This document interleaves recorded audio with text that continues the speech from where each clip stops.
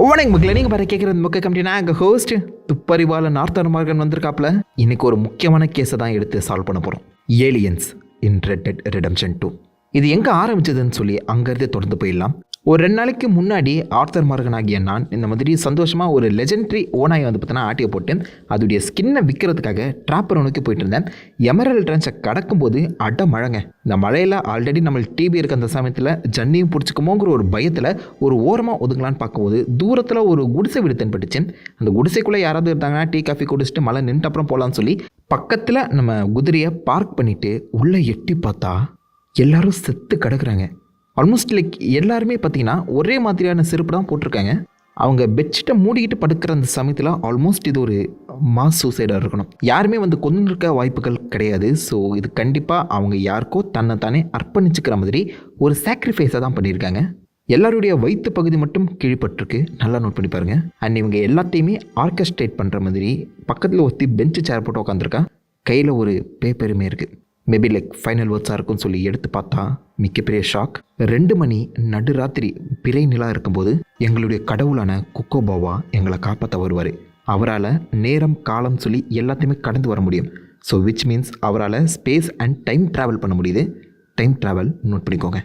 அவருக்காக எங்கள் உடலை நாங்கள் தியாகம் பண்ணி எங்களுடைய ஸ்பிரிட்ஸை அவர் வேற அவருடைய ரெல்முக்கு எடுத்து போகிறதுக்கு நாங்கள் ஆயத்தமாக இருக்கோம். இங்கேருந்து 2000 வருஷங்கள் கழித்து ஒரு புது உலகத்தில் அவருடைய அன்போடு நாங்கள் திரும்ப பிறப்போம் அப்படின்னு சொல்லி எழுதி வச்சு செத்துருக்காங்க. மொத்தம் 11 பேர், இவளையும் சேர்த்து. ஆரம்பத்தில் யாரோ ஒருத்தங்க சும்மா விளையாடிட்டு இருக்காங்க, நான் தான் கடவுள்னு சொல்லி ஊரை ஏமாற்றிட்டு இருக்காங்கன்னு நினச்சி பக்கத்துலேயே கேம்ப் போட்டு படுத்து நடுராத்திரி 2 மணிக்கு வரான்னு சொன்னால அவனை பார்த்து அவனை போட்டு தள்ளிட்டு இனிமேல் இந்த மாதிரி யாருமே இறக்கக்கூடாதுங்கிற ஒரு முடிவில் 2 மணிக்கு திரும்ப இங்கே வந்து பார்த்தேன். வந்த உடனே ஈரக்கொலையை நடுங்கி போச்சுங்க. உள்ளே எட்டி பார்த்தா திடீர்னு பச்சை கலர் லைட்டு எவனோ விளையாடுறான்னு சொல்லி மேலே நிமிந்து பார்க்கும்போது தான் நிஜமாலே அது ஒரு யூஎஃப்ஓ. உண்மையாகவே யூஎஃப்ஓங்க. அது அல்ல இல்லை, அதோடைய ஃபுல்லுக்காக பார்க்கலாம்னு சொல்லி பயந்துக்கிட்டே வெளியில் ஓடி வந்தேன். அதை பார்த்த உடனே அந்த ஏலியன்ஸ் பார்த்தீங்கன்னா பறந்து போயிட்டாங்க. அதாவது அந்த யூஎஃப்ஓ அங்கேருந்து பறந்து போயிடுச்சு. ஜஸ்ட் ஒரு சின்ன லுக் தான் கிடச்சிது. அந்த லுக்கை வச்சு பார்க்குற அந்த சமயத்தில் அது பெரிய ஷிப் மாதிரி தெரியல, ஒரு குட்டி ஷிப்பாக இருக்குது. மேபி கட்டவரல் அளவு இருக்க லில்லி புட்ஸாக இருப்பாங்களோ, அப்படி இல்லைனா பாசிபிளி ட்ரோனாக இருக்க வாய்ப்புகள் அதிகம். ஸோ அவங்க சொன்ன மாதிரியே நடுராத்திரி 2 மணிக்கு ஏலியன் வந்துட்டு போயிருக்கு. அப்படி இருக்கும்போது ஏன் இவங்களை கூட்டிகிட்டு போகல? ஏன்னா இவங்க செத்து கண்டிப்பாக அட்லீஸ்ட் ஒரு 2 மாதம் கிட்டமாச்சும் இருக்கணும். ஃபுல்லாக ராட் ஆகியிருக்காங்க. ஸோ விச் மீன்ஸ் ஒவ்வொரு நாளும் இந்த ஏலியன் வந்துட்டு போயிட்டுருக்கா. நம்மளை பார்த்தோன்னா அது ஏன் பயந்து ஓடுது? ஏன் நம்ம அவ்வளோ பயங்கரமாக இருக்கோம்? அந்த ஏலியன் அந்த முகத்தை காட்டலை. பட் அந்த நோட்டில் இருந்த இன்னொரு முக்கியமான விஷயம், எங்கள் ஆன்மாவை நீங்கள் காப்பாற்றிட்டீங்கன்னா நம்ம திரும்ப மவுண்ட் ஷானில் உங்களை வர்ஷிப்போம், அதாவது திரும்பவும் உங்களை வர்ஷிப் பண்ணுவோம் அப்படின்னு சொல்லி எழுதியிருந்தாங்க. ஸோ மவுண்ட் ஷானுக்கு திரும்ப நம்ம 2 மணிக்கு போனால் மேபி ஏதாவது க்ளூ கிடைக்குன்னு சொல்லி அங்கேருந்து பட்டுன்னு கிளம்பி அடுத்த நாள் ராத்திரி 2 மணிக்கு கரெக்டாக மவுண்ட் ஷானோட உச்சியில் போய் நின்னாங்க. 2 மணி பாதி நிலா தெரிகிற அந்த சமயத்தில் கரெக்டாக இன்னொரு குட்டி ஏலியன் ஷிப், இது ரொம்பவே குட்டியாக இருந்துச்சு. பைனாக்குள்ளே எடுத்து பார்க்குற அந்த சமயத்தில் கரெக்டாக பறந்து போச்சு. பட் அந்த பிக்சரை ஃப்ரீஸ் பண்ணி பார்க்கும்போது உங்களுக்கு புரியணும், நம்ம பார்க்குற மாதிரி இந்த ஷிப் அவ்வளோ பெருசாலாம் இல்லை. அப்போ இதுக்குள்ளே இருக்கிறவங்க கட்டவரால் சைஸில் இருக்கக்கூடிய குட்டி ஏலியன்ஸாக இருக்கணும். அப்படி இல்லைனா மேபி ஏலியன்ஸ் இந்த மாதிரி யாராவது இருக்காங்களா, ஒர்த்தி கேண்டிடேட்ஸ் இருக்காங்களான்னு சொல்லி பார்க்குறதுக்காக அனுப்பப்பட்ட ட்ரோனாக இருக்கணும். ஸோ ஏலியன்ஸ் இந்த இடத்துல சுற்றிட்டு இருக்காங்கிற உண்மை தெரிய வந்தது. அதுக்காக தான் இப்போதைக்கு இந்த துப்பறிவாளன் சட்டையை போட்டு நான் ரெடியாக இருக்கேன். முதல்ல அந்த மவுண்ட் ஷானை சுற்றி பார்ப்போம், சுற்றி ஏதாவது க்ளூஸ் கிடைக்குதான்னு பார்ப்போம். அங்கேருந்து கிளம்பி கரெக்டாக அந்த மவுண்ட் ஷானை சுற்றி இருக்கக்கூடிய சில மலைகளும் அங்கே இருக்க கற்களை தேடி பார்க்கும்போது சில இன்ட்ரெஸ்டிங்கான பெயிண்டிங்ஸ் என் கண்ணில் தென்பட்டுச்சு. மொத்தம் 4 பெயிண்டிங்ஸ் மவுண்ட் ஷானை சுற்றி இருக்கு. அந்த பெயிண்டிங்ஸை நல்லா பாருங்கள். ஏதோ ஒரு பெரிய உருவத்தை கீழே இருக்கக்கூடிய குட்டி உருவங்கள் வழிபட்டு இருக்கு. ஸோ பெரிய உருவம் ஏலியனாக இருந்தால் கீழே இருக்கக்கூடிய அந்த உருவங்கள் கண்டிப்பாக மனிதர்கள் தான். அண்ட் மேலே நோட் பண்ணி பாருங்கள், அதே பிறை நிலா பாதி நிலாவை வரைஞ்சிருக்காங்க. ஒவ்வொரு பெயிண்டிங்லையுமே அந்த பாதி நிலாங்கிறது கரெக்டாக நோட் பண்ணப்பட்டிருக்கு. அண்ட் ஒரு பெரிய உருவத்தை குட்டி உருவங்கள் வழிபட்டுருக்கு. ஸோ விச் மீன்ஸ் மனிதர்களை காட்டிலும் அந்த ஏலியன் பெருசாக இருக்கணும், உயரமாக இருக்க வாய்ப்புகள் அதிகம். இதே மாதிரி உயரமான ஏலியன்ஸை நீங்கள் GTA5 பார்த்துருப்பீங்கன்னு, பட் அது வேறு யூனிவர்ஸ். பட் அப்படி பார்த்தா இங்கே இருக்கக்கூடிய ஏலியன்ஸும் பெருசாக தான் இருக்கணும். ஏலியன்ஸ் பெருசாக இருந்தால் அது வந்து UFOs ஏன் குட்டியாக இருக்குது? மொத்தம் 4 வித்தியாசமான பெயிண்டிங்ஸ் மட்டும் தான் என் கண்ணில் தென்பட்டுச்சு. இந்த பெயிண்டிங்ஸை பற்றி சுற்றி இருக்கவங்க கிட்ட விசாரிக்கும் போது காட்டுக்கு நடுவில் ஒரு விசித்திரமான ஒருத்தனை மீட் பண்ணாங்க. இவன் தான் அவன். இவன் பேர் Francis Sinclair. I'm sorry, I'll dry up. What? See, Hey, can I ask you a strange question? I mean, it sounds ridiculous, but I'm on the level. I don't have a clue what you just said. Well, I'm sorry, sport. There's these funny rock carvings. They look a bit like this. Okay. Yeah, well, the thing is, I sort of like really badly have to find all of them. Now, it's sort of a puzzle thing to me. I know, it sounds ridiculous, but I'm on the up and up, and it's really important. Little rock carvings. Yeah, exactly, little rock carvings. What do you want to do with them? Well, it's sort of very complicated, and you'll think I'm jazzed if I tell you. You're what? Drunk? Are you? No, I wish. No, I'm, lost. It's a long story. Can you find the carvings? I have no idea. Oh, actually, do you mean these? Yes! Yes! Oh, but where's the rest of them? What rest of them? No, I need all of them. Then I'll pay you handsomely. Let me sketch these down.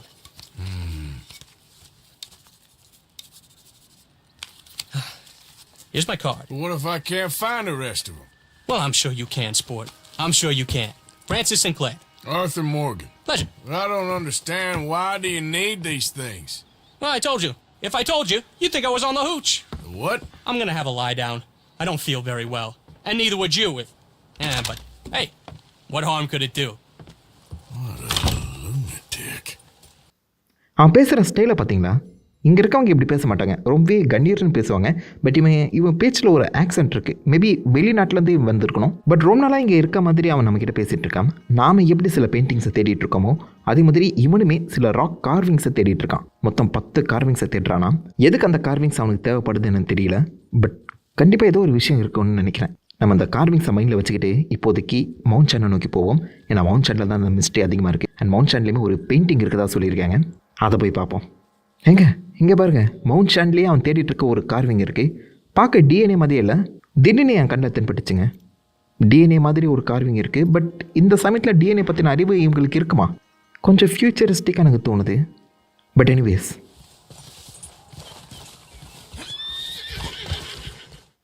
இதாங்க அந்த painting. இது ஒரு mode like compass மாதிரி இல்லை, மேலே லைட்டாக dots வச்சுருக்கும்போது possibly night டைமாக குறிக்கிறாங்களோ என்னமோ. அண்ட் இந்த இடத்துல ஒரு குட்டி காம்பஸ் மாதிரியும் வரைஞ்சிருக்காங்க. ஸோ என்னன்னு தெரியல எனக்கு. பட் மவுண்ட் சாண்டில் ஒரு காம்பஸ் இருக்குது, இதுதான் அந்த டே காம்பஸ். பட் இந்த டே காம்பஸை யார் இங்கே வச்சான்னு தெரியல. மேபி அந்த 11 பேர் ஹான்ஸ்பத்தில் இறந்து கிடந்தாங்களே, அவங்க மேபி இந்த காம்பஸை வச்சுருக்கலாம். லைக் நாங்கள் இங்கே தான் இருக்கோம்னு சொல்லி அந்த ஏலியன்ஸுக்கு வழிகாட்டுறதுக்காகவே வச்சுருப்பாங்களோ. இந்த மவுண்ட் சாண்டில் வேறு என்ன தான் இருக்குன்னு சொல்லி சுற்றி பார்த்தேன். சொன்னால் நீங்கள் நம்பவே மாட்டீங்க. வா, இவ்வளோ பெரிய ஒரு எலும்பு கூட பார்த்தீங்களா? முகம் பார்க்கறதுக்கு மனிதன் போல தான் இருக்குது. கை கால் எலும்புகள் நீளமாக, தலைமுடியும் இருக்குங்க. பட் கண்டிப்பாக சொல்கிறேன், என்னை விட அவன் டபுள் மடங்கு ஹைட்டாக இருப்பான். அப்படி பார்க்கும்போது இதுக்கு முன்னாடி நம்ம தான் பார்த்த பெயிண்டிங்ஸில் மனிதனை விட பெரிய ஆளை ஒருத்தனை மனிதர்கள் கும்பிட்ற மாதிரி காமிச்சிருந்தாங்க. மேபி அது ஏலியனாக இருக்குமோங்கிற ஒரு பயம் வர ஆரம்பிச்சிது. அதனால தான் மவுண்ட் சாண்டுக்கு இந்த ஏலியன் ஷிப் வந்துட்டு போதோ. அப்போ இது நமக்கு முன்னாடி வந்த ஒரு ஏலியனாக இருக்குமோன்னு சொல்லி தேடி தேடி பார்த்தேன். பட் எந்த ஒரு க்ளூவுமே அங்கே கிடைக்கல எனக்கு. பட் இப்படி ஒரு மிக பிரம்மாண்டமான மனித எலும்பு கூட அங்கே இருக்குது. ஆர் மேபி மனிதன் போலவே இருக்க ஒரு எலும்பு கூட இருக்கலாம். நம்ம தேடுதலில் ஒரு மிகப்பெரிய பிரேக்கிங் பாயிண்ட் இது தான். ஒன்று, மிகப்பெரிய ஜெயண்ட்டாக இருக்கணும். அப்படி இல்லைனா இது நம்ம தேடி வந்த ஏலியனோட மிச்ச மீதியாக இருக்கணும். திரும்ப இன்றைக்கி ராத்திரி இங்கே தங்கி அந்த ஏலியன்ஸ் 2 மணிக்கு வந்து இந்த இடத்த பார்க்குறாங்களா இல்லையான்னு சொல்லி செக் பண்ணுவோம். ஆல்மோஸ்ட் 2 மணிலேருந்து 4 மணி வரைக்கும் வெயிட் பண்ணி பார்த்தேன், ஏலியன் வரலைங்க. அடுத்த நாளும் வந்து செக் பண்ணி பார்த்தேன், ஏலியன் வரல. மேபி நம்ம தேடுற விஷயம் ஏலியனுக்கு தெரிய வந்துருச்சோ, இல்லை ஒரு முறை தான் அந்த ஏலியன் நம்ம கண்ணுக்கு தென்படுமோ. திரும்ப அந்த ஏலியனை எப்படி வர வைக்கிறதுங்கிற ஒரு மைண்ட் தாட்டில் இந்த மாதிரி க்ளூஸை பற்றி பக்கத்தில் இருக்கவங்கிட்ட விசாரிக்கும் போது நான் மவுண்ட் சாண்டில் ஒரு மேப் பார்த்தோம்ல, ஒரு வித்தியாசமான காம்பஸ் மேப். அதே மாதிரி யாரோ ஒருத்தங்க அந்த மேப்போட நார்த்து சைட் போனதாக ஒரு இன்ஃபர்மேஷன் கிடச்சிருந்துச்சு. ஸோ மேபி அவங்களுக்கும் அந்த ஏலியன்ஸ் பற்றி தெரிஞ்சிருக்கலாம்னு சொல்லி அவங்கக்கிட்ட இதை பற்றி விசாரிக்கிறதுக்காக நார்த் சைடு நோக்கி போனேன். போகிற வழியில் சில இன்ட்ரெஸ்டிங்கான க்ளூஸ் கிடச்சிது. முக்கியமாக அந்த பயபுலியோட ராக் காவிங். பட் இந்த ராக் காவிங் பாருங்களேன், ஏர் பலூன் ஷிப் இருக்குது. அதே மாதிரி ஆல்மோஸ்ட் ரொம்ப ஃபியூச்சரிஸ்டிக்காக ப்ரெசென்ட் பண்ணியிருக்காங்க. டைம் ட்ராவல், எனக்கு என்னமோ ஃப்ரான்சிஸ்க்கும் டைம் ட்ராவலுக்கும் சம்மந்தம் இருக்குமோன்னு தோணுதுங்க. அவன் சொன்னான் இதை பற்றி நம்மக்கிட்ட எதோ பேசினாலும் அது நம்மளுக்கு புரியாதுன்னு. பட் ஏதோ வித்தியாசமாக எனக்கு தோணுது. அவன்கிட்டே கேட்போம். அண்ட் கீழே இறங்கி வந்தோன்னே ஒரு ஃபன்னான ஈஸ்டர் எக். ஒரு ரோமன் சோல்ஜர் மாதிரி ஒருத்தாங்க இறந்து கிடந்தான் ஐஸில் மாட்டி. அவனுடைய தொப்பி எடுத்து போட்டு விளையாடிட்டு இருந்தேன். மேபி இவனும் அந்த ஏலியன்ஸை தேடி வந்திருப்பானோ, இருக்கலாம். சரி, ஓகே, அந்த மேப்பை வச்சுருக்க அந்த ஜோடியை தேடி கண்டுபிடிக்கலாம்னு சொல்லி போகும்போது நான் கொஞ்சம் லேட்டாக வந்துட்டேன்னு நினைக்கிறேங்க. பிகாஸ் அவங்க ஆல்ரெடி இறந்துருந்தாங்க. குளிர் அதிகமாக இருந்த சமயத்தில் அவங்க வந்து அந்த குதிரை பாதிலே இறந்து இருக்குது. அது மொத்தமாக ஐஸாக மாற வேறு வழியே இல்லாமல் பக்கத்தில் டென்ட் போட்டு அவங்க உட்காந்துருக்காங்க. அண்ட் நம்ம எதிர்பார்த்த மாதிரியே அவங்க கையில் அந்த மேப் இருக்குது. லேட்டஸ்ட்டாக தான் அவங்க இறந்துருக்கணும்னு நினைக்கிறேன். பிகாஸ் அந்த குதிரையோட ரத்தம் கூட காயில் மேபி கொஞ்சம் சீக்கிரமாக அதை காப்பாற்றிருக்கலாமோ. அந்த மேப் பேனரோமிக் மேப்புன்னு சொல்லி மேக் பண்ணப்பட்டிருக்கேன். அண்ட் அதில் நல்லா பார்த்தீங்கன்னா ஏதோ ஒரு 5 இடத்த மார்க் பண்ணி மேலே இருட்டு, அதாவது நைட் ஸ்கையை வந்து நோட் பண்ணியிருக்காங்க. ரொம்ப ரேண்டமான மேப்பாக தான் எனக்கு ஃபீல் ஆகுது. ஸோ இதை நம்ம மவுண்ட் ஷானில் எங்கேயாவது வச்சு மேட்ச் பண்ணி பார்த்தா தான் தெரியும். மவுண்ட் ஷானுக்கு போகிற வழியில் இந்த பைபிளை கேட்ட மாதிரியே எல்லா ராக் காவின்ஸுமே தேடி கண்டுபிடிச்சிட்டாங்க. எல்லாமே ரொம்ப விதவிதமாக இருந்தது. லைக் இங்கே பார்த்தீங்கன்னா ஒரு பிரமிடை காமிச்சிருக்காங்க. இந்த இடத்துல யாரோ ஒருத்தர் பறக்கிற மாதிரி தெரியுது. ஸோ அகெயின் இந்த ராக் கார்விங்ஸுக்கும் இப்போ டைம்லைனுக்கும் சம்மந்தமே இல்லை. இஷ்டத்துக்கு வரைஞ்சிருக்காங்க. மேபி கற்பனையால் வரைஞ்சிருக்காங்களா, இல்லை நம்மளை குழப்பறதுக்காக வரைஞ்சிருக்காங்களா? எல்லாத்தையுமே எடுத்து எப்படியோ அவனுக்கு நான் மெயில் பண்ணிட்டேன். மெயிலை பார்த்துட்டு அவன் ஏதாவது ரிப்ளை பண்ணுறான்னு சொல்லி பார்ப்போம். அதுக்கு முன்னாடி மவுண்ட் ஷானில் இந்த பேனோரமிக் பிக்சர் எப்படி ஃபிட் ஆகுதுங்கிறத பார்த்துடலாம். மவுண்ட் ஷானுக்கு திரும்பவும் ஆல்மோஸ்ட் ஒரு 2 மணிக்கிட்ட வந்தேன். ஸ்டில் அந்த ஏலியன்ஸ் எனக்கு தரிசனம் கொடுக்கல. ஸோ அந்த மேப்பை ஓப்பன் பண்ணி பார்த்தா அந்த ரிவர் தெரியுதுல்ல, அந்த ரிவர் எக்ஸாக்ட்லி இந்த ரிவர் தான். ஸோ விச் மீன்ஸ் நம்ம அந்த மலை உச்சியில் நின்று இந்த மேப்பை பார்க்கணும்னு சொல்லி அவங்க பிளான் பண்ணியிருக்காங்க. ஸோ நம்ம பார்க்குற மாதிரியே அந்த ரிவர் பர்ஃபெக்டாக மேட்ச் ஆகுது. ஸோ நம்ம நிற்கிற இடம் கரெக்டாக இருக்குது. அந்த சமயத்தில் இங்கேருந்து நம்ம கோடு போட்டோம்னு வச்சுக்கோங்களேன். அந்த கோடுகள் எல்லாமே அந்த மிகப்பெரிய பிரம்மாண்டமான மேப்பில் ஒளிரக்கூடிய அந்த சிட்டிஸை தான் நோட் பண்ணுது. புரியுதா? இந்த கோடுகள் எல்லாமே இந்த ஆர்டியா 2வோட பிக்கெஸ்ட் சிட்டிஸ் வந்து பார்த்தீங்கன்னா மார்க் பண்ணியிருக்கு. அண்ட் இரவு நேரத்தில் உங்களால் அந்த சிட்டிஸ்லேருந்து வெளிப்படுற அந்த வெளிச்சத்தை நல்லாவே நோட் பண்ண முடியும். ஸோ பேனோரமிக் மேப்புங்கிறது அந்த சிட்டிஸை ஃபோக்கஸ் பண்ணியிருக்கு போல். மேபி யாருக்கு தெரியும், ஏலியன்ஸ் டெய்லியும் இந்த மவுண்ட் ஷானில் வந்து இறங்கி இந்த சிட்டிஸை வேவு பார்த்துட்ருக்காங்களோ இருக்கலாம். பட் ஏலியன்ஸ்கிட்ட எந்த ஒரு ரிப்ளையும் எனக்கு வரலைங்க. ரொம்ப நேரம் வெயிட் பண்ணேன். பட் எனிவேஸ் ஃப்ரான்சிஸ்க்கு இதை பற்றி ஏதாவது தெரியுமான்னு சொல்லி கேட்குறதுக்காக நம்ம ஃப்ரான்சிஸ்க்கு மெயில் அனுப்புனா அந்த இடத்துல ஏதாவது ரிப்ளை வந்திருக்கான்னு சொல்லி பார்க்கும்போது அவன் திரும்ப நம்மளுக்கு ஒரு பதில் கடிதம் போட்டிருக்கான். டியர் ஆர்த்தர், நீ எல்லாத்தையுமே கண்டுபிடிச்சிட்டேன். நான் எல்லாத்தையுமே பீஸ் பண்ணி பார்த்ததில் ஒரு பயங்கரமான சம்பவம் கிடச்சிருக்கு. இதை நான் சொன்னால் நீ என்னை பைத்தியம் தான் நினைப்பேன். பட் கூடி சீக்கிரம் என்ன அந்த ஸ்ட்ராபெரி பக்கத்தில் இருக்க அந்த வீட்டில் வந்து மீட் பண்ணேன். உங்ககிட்ட ஒரு முக்கியமான விஷயத்தை நான் காமிக்கணும். சீக்கிரமாவா நான் இங்கேருந்து கிளம்ப போகிறேன் அப்படின்னு சொல்லி எழுதியிருக்கு. ஸோ அவன் எங்கேயோ கிளம்ப போகிறானா, அவன் கிளம்புறதுக்கு முன்னாடி அது என்னென்னு பார்த்துடலாம் அப்படின்னு சொல்லி அவனோட வீட்டை நோக்கி போனான். சிங்க்லர் இருக்கியா அப்படின்னு சொல்லி கதவு தட்ட யாருமே இல்லை. திறந்து பார்த்தா நம்ம அனுப்பின லெட்டர்ஸ் எல்லாத்தையுமே மேட்ச் பண்ணி எல்லாத்தையுமே ஒரு மிகப்பெரிய டயக்ராமாக அவன் வரைஞ்சிருக்கான். பட் டக்குன்னு அதை டிஸ்ட்ராக்ட் பண்ணுற மாதிரி அவனுடைய ஒய்ஃப் உள்ள வந்துட்டாங்க. Oh, hello. Can I help you? Oh, I'm sorry for intruding. Mrs. Sinclair? Yes. How did you know? I'm looking for your husband. My husband? Yeah. He's dead. He's been dead since just before Francis was born 1 year ago. Your husband, Francis, is dead?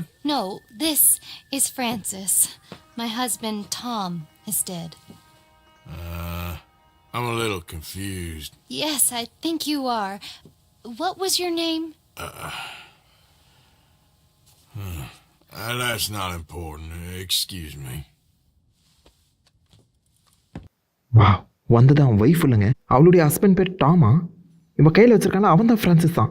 நம்ம ஃப்ரான்சிஸை பார்க்கும்போது ஒரு 20-30 வயசு இருக்கலாம் அவனுக்கு. அவனுடைய கண்ணிலையுமே ஒரு கோடு, ஒரு birth mark இருந்துச்சு.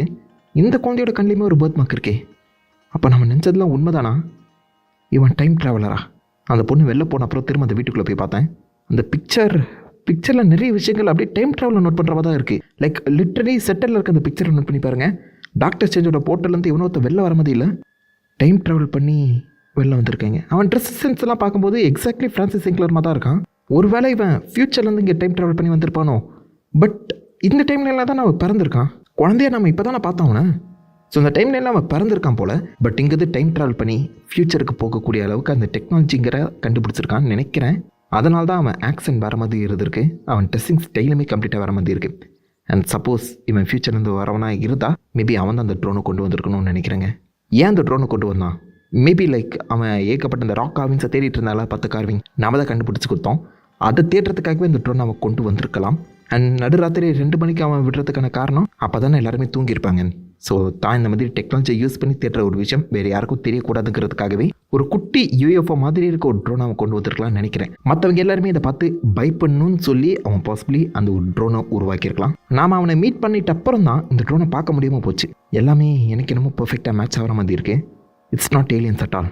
Maybe just maybe Francis Sinclair time travel பண்ணி ஆக்சுவலாக இங்கே இருக்கக்கூடிய அந்த ராக் கார்விங்ஸை தேடுறதுக்காக UFO மாதிரியான ஒரு ட்ரோனை உருவாக்கி மற்றவங்களை பயமுறுத்திட்டு இருக்கான் போல். அதில் ஒரு ட்ரோனை தான் நம்ம பெத்தல் அங்கே பார்த்துருக்கோம். பட் அங்கே இருக்கவங்க கரெக்டாக குக்கபோவான்னு சொல்லி கடவுளோட பேர்லாம் எழுதியிருக்காங்களே, சாக்ரிஃபைஸ் பண்ணியிருக்காங்களே, கன்ஃபியூசிங்காக இருக்குங்க. அதே மாதிரி அந்த மவுண்ட் ஷான் கீழே இருக்கக்கூடிய எலும்புக்கூடு, அவ்வளோ பெரிய ஒரு எலும்புக்கூடை நான் பார்த்ததே கிடையாது. கண்டிப்பாக ஒரு பெரிய மனிதனோட எலும்புக்கூடு தான் அது. இதில் எது உண்மைன்னு சொல்லி என்னால் இந்த மிஷனை ஃபைனலைஸ் பண்ணவே முடியல. ஏலியனா இல்லை ஃப்ரான்சிஸ் சிங்க்லேயரோட சித்து விளையாட்டா? இந்த கேஸ் என்னால் முடிக்க முடியலங்க. உண்மையிலே ஏலியன்ஸ் இருக்காங்களா இல்லையா? கிடைச்ச க்ளூஸ் எல்லாமே ஃப்ரான்சிஸ் சிங்க்லேரை தான் பாயிண்ட் பண்ணுது. ஒருவேளை அவன் ஷேப் ஷிஃப்டிங் ஏலியனாக இருப்பானோ அப்படிங்கிற ஒரு கேள்வியுமே எழுத செய்யுது. இந்த க்ளூஸை நான் உங்ககிட்ட ஒப்படைக்கிறேன். உங்களால் முடிஞ்சா இதுக்கான பதிலை கண்டுபிடிங்க. I am still leaving this case open. நான் திரும்பவும் இந்த கேஸை விசிட் பண்ணுவேன். ஒரு நாள் இல்லைனா ஒரு நாள் இந்த கேஸை கண்டிப்பாக க்ளோஸ் பண்ணுறேன். வாட்டா